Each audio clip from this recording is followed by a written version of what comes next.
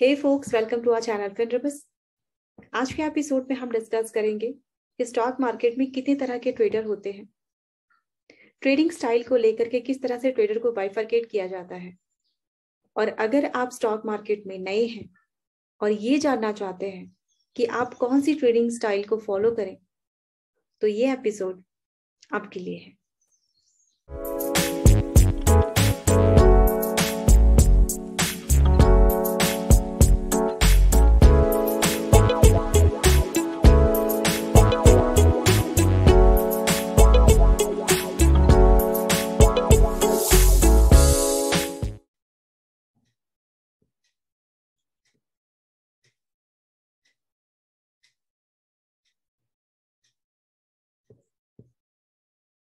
Stock market में trader कितने तरह के होते हैं या टाइप्स ऑफ ट्रेडर क्या है? तो ट्रेडर को क्लासिफाई किया गया है उनकी ट्रेडिंग स्टाइल को लेकर के। अब ट्रेडिंग स्टाइल किस पे बेस्ड है? ट्रेडिंग स्टाइल बेस्ड होती है उनके टाइम फ्रेम को लेकर के। जिस टाइम फ्रेम को फॉलो करता है एक पर्टिकुलर ट्रेडर, उस टाइम फ्रेम के बेसिस पे उसे बाइफरकेट किया जाता है या उसे वो नाम दिया जाता है। ओके, अब ये ट्रेडिंग स्टाइल या टाइम फ्रेम कितने तरीके के होते हैं? ट्रेडिंग स्टाइल होती है 4 तरीके की। पहली है स्कैल्पिंग, दूसरी है इंट्राडे ट्रेडिंग, तीसरी है स्विंग ट्रेडिंग और चौथी है पोजिशनल ट्रेडिंग। स्कैल्पिंग करने वाला जो ट्रेडर होता है उसे हम स्कैल्पर कहते हैं। इंट्राडे ट्रेडिंग करने वाला पर्सन इंट्राडे ट्रेडर कहलाता है।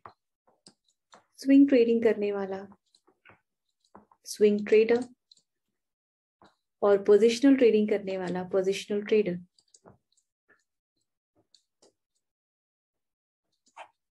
पोजिशनल ट्रेडर कहलाता है। ओके, अब इनका टाइम फ्रेम क्या है?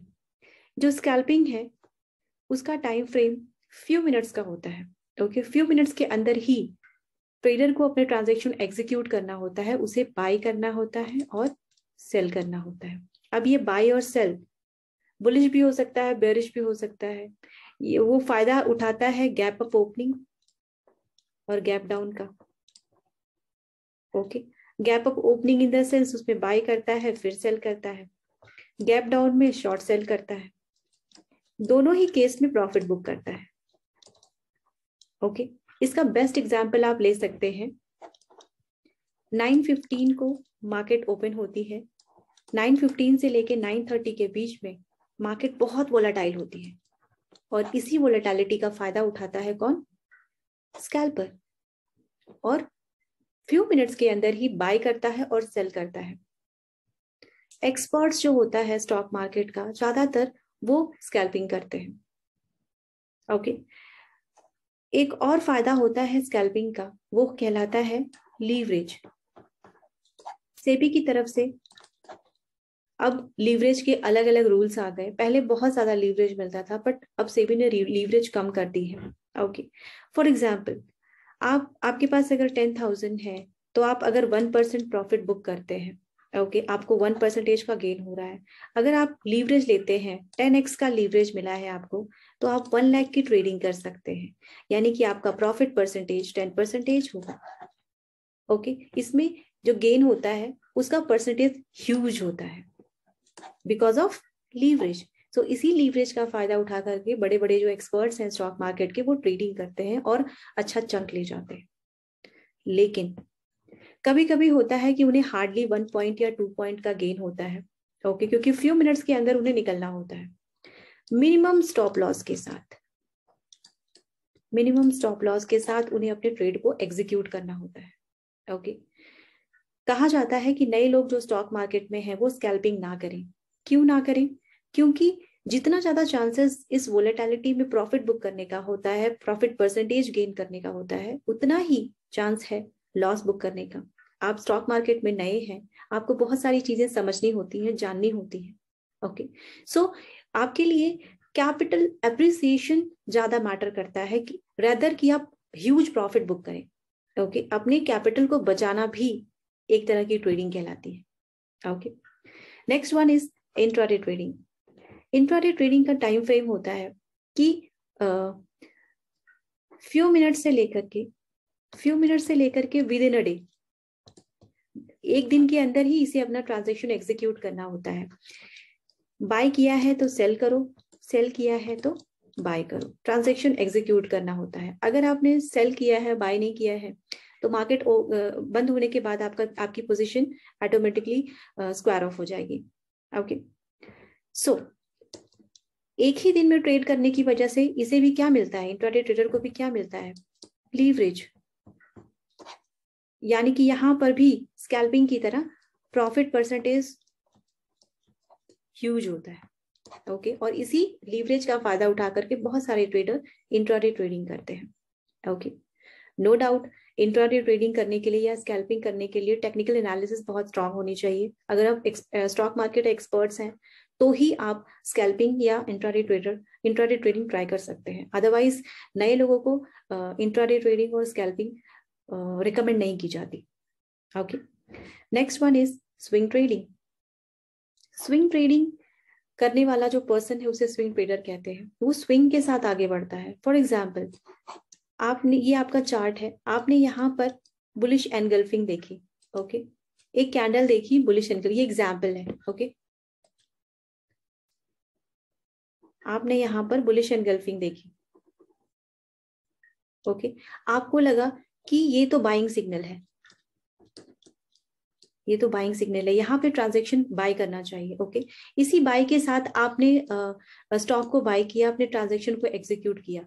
अब ये बुलिश सिग्नल आपका कुछ दिन तक चला, स्टॉक बढ़ता रहा, घटता रहा, बढ़ता रहा। 15 या 14 डेज के अंदर आपने क्या किया, आपको सेल सिग्नल मिला और आपने क्या किया, ट्रांजैक्शन एग्जीक्यूट किया और प्रॉफिट बुक कर लिया। सो इसी स्विंग के साथ कोई भी चार्ट पैटर्न हो, आपने कुछ भी टेक्निकल एनालिसिस के थ्रू कुछ भी बाइंग सिग्नल, किसी के थ्रू बाइंग सिग्नल लिया हो और उस स्विंग के साथ आप आगे बढ़े हो, इसका टाइम फ्रेम एक दिन से, डिलीवरी बेस्ड होती है, एक दिन से लेकर के आप, ऐसा कोई स्पेसिफिक टाइम फ्रेम नहीं है, लेकिन आप 14 डेज और 15 डेज समथिंग ले सकते हो। Okay, shorter period of time में एक स्विंग के साथ ये ट्रेडर अपनी प्रॉफिट बुक करता है, बाय और सेल करता है। ओके, उसी तरह पोजिशनल ट्रेडर भी है। स्विंग ट्रेडिंग और पोजिशनल ट्रेडिंग में सिर्फ इतना फर्क होता है कि पोजिशनल ट्रेडर का टाइम फ्रेम कुछ ज्यादा होता है। ओके, फॉर एग्जांपल, ये 14 और 15 डेज तक रहता है स्विंग ट्रेडिंग। ओके, ये फ्यू वीक से लेकर के कुछ महीनों तक चलता है, जैसे 1 महीना, 2 महीना, 4 महीने। ओके, इस तरह के टाइम फ्रेम को लेकर के पोजिशनल ट्रेडिंग ट्रेड करता है। फॉर एग्जाम्पल, ये आपका चार्ट है, आपने देखा कि कोई स्टॉक 200 डेमा को क्रॉस कर रही है। ओके, एक अच्छा बाइंग सिग्नल आपको मिला, आपने वहां पर बाय कर लिया। ओके, अब उसी स्विंग के साथ आप आगे बढ़ रहे हो। अब ये स्विंग या ये बाइंग सिग्नल आपको कितने दिनों तक लेकर जाएगा, वो डिपेंड करता है आपके चार्ट पैटर्न पे, डिपेंड करता है आपके इंडिकेटर पे, आपने कौन से इंडिकेटर को फॉलो किया है। ओके, सो उस बेसिस पे, उस टेक्निकल एनालिसिस के बेसिस पे ये ट्रेडर अपने बाइंग सिग्नल को फॉलो करता है और ट्रांजैक्शन को एग्जीक्यूट करता है अपने टाइम फ्रेम के हिसाब से। सो इसी ट्रेडिंग स्टाइल को फॉलो करने वाला क्या कहलाता है, पोजिशनल ट्रेडर।